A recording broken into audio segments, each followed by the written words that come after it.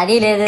పైగా నా విగ్రహాన్ని కొనడానికి పెళ్లి సంబంధాల్లో పిల్లని చూడడానికి వెళ్ళినట్టు పొలోమను 10 మంది వెళ్తారు. అందులో ఒకడికి ఆ బొమ్మ నచ్చిందని, ఇంకోటికి ఈ బొమ్మ నచ్చిందని. నా కర్మ ఏంటంటే అక్కడ ఉన్నవన్నీ నా బొమ్మలే. మళ్ళీ తీరా 10 మందికి ఒక బొమ్మ నచ్చాక అమ్మేటోడు అలుసుగా తీసుకుని 10,000 15,000 అని బాంబు పేలుస్తాడు. ఎందుకురా బాబు ఇంత రేట్ అంటే కలకత్తా నుంచి తెప్పించాం అంటాడు. నాకు అర్థం కానిది ఏంటంటే ఎక్కడైతే నేను కలకత్తా నుంచి అయితే నాకన్నా మొనగాడు వస్తాడా, అక్కడ కూడా నేనే కదా. ఇలా నన్ను బజార్లో పెట్టి బేరం ఆడి నా మొహానికి ముసుగేసి వ్యాన్ ఎక్కిస్తారు. ఆ వ్యాన్ డ్రైవర్ గాడు నేనున్నానని కూడా చూడకుండా ఏదో ఆలోచించుకుంటూ డ్రైవ్ చేస్తా గతకల్లో గబి గుబి అని తించేసి నా కాల్లో చెయ్యి ఎరగొట్టేస్తాడు. ఈ విషయం చందాలు ఇచ్చిన చిన్నోళ్ళకి తెలిస్తే మళ్ళీ ఇరిగిపోయిన బొమ్మ పెట్టకూడదని ఏ బొమ్మ రాసి కవర్ చేసేస్తారు.